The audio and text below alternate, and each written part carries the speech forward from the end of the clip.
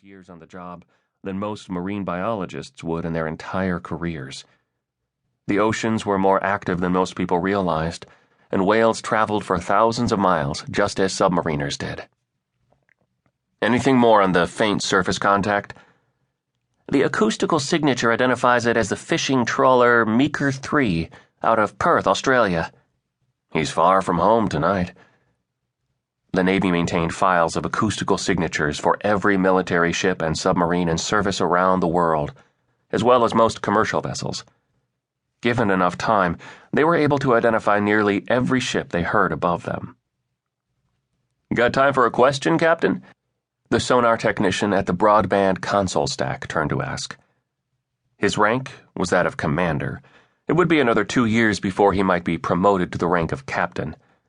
But Navy tradition designated that the man in command of a boat be addressed as captain, regardless of his rank. Give me the question, sonar man Tully.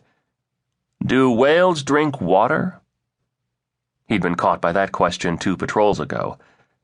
No, they extract water from the food they digest. They don't drink salt water. Good answer, sir, Tully replied.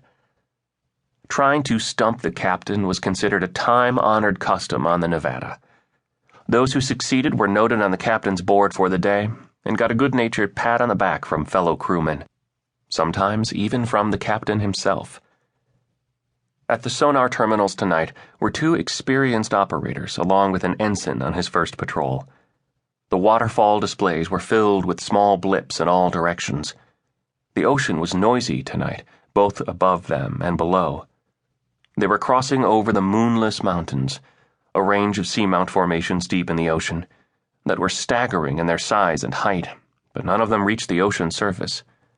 Numerous volcanic vents below them were releasing magma, creating hot, flowing spirals of ocean water that climbed to the surface like chimneys.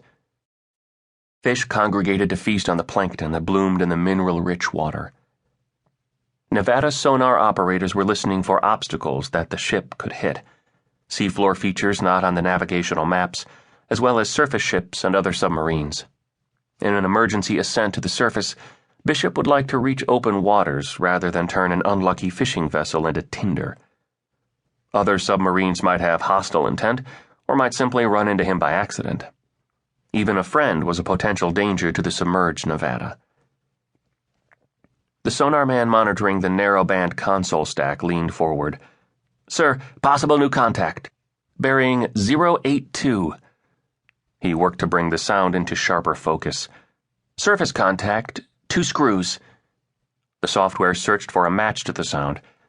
Possibly the transport vessel Marybelle, sir. The sonar chief reported the new contact to the command and control center. Officer of the deck, sonar, new contact. Bearing 082, surface ship transport vessel Marybelle. It was a routine night. Bishop felt a sense of contentment. The men were eager to be home, but while on watch they were giving the Nevada their A-game. The boat was in good hands. They wouldn't miss whatever could be heard out there. It took an enormous amount of trust in the sonar guys for the rest of the crew to be able to sleep well while underwater. They all knew if the sonar crew made a mistake, a collision risked the safety of the boat and the lives of all aboard. Bishop had come forward to the sonar room to more than just observe operations. He turned the conversation to his concern for the next few days. A Russian sub, an Akula 2, was hiding at 135 fathoms, 87 miles off Washington State, when the Alabama came home from patrol, he said. The Akula was using the noise of the shipping channel and the current along the continental shelf to stay hidden. We need to assume he's around, and I doubt he's going to tuck himself into the same spot again. I want a good, solid look at the continental shelf before we approach. If he's there, we'll find him, sir, Penn assured him. I'm counting on it. They would be able to hear the Akula before it heard them, all things being equal. But Bishop would like to tip the odds even more in his favor. Any sign of the Seawolf? Not yet, sir. Their job was to hide, and the USS Nevada crew took it as a point of honor that no one, friend or foe, had ever located them while on a deterrent patrol. But in this situation it would be prudent to seek out some help to ensure they had a clear